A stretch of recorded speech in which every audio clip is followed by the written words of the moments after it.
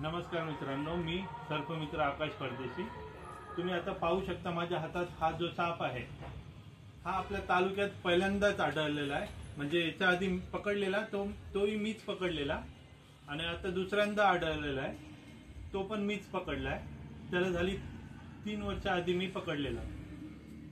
विटेकरी सँडबुवा म्हणून बोलतात त्याला। तर सँडबुवा आपल्या इकडे कॉमन भेटतो, पण हा विटेकरी बुवा आहे। हा लवकर आपल्या इथे सापडत नाही।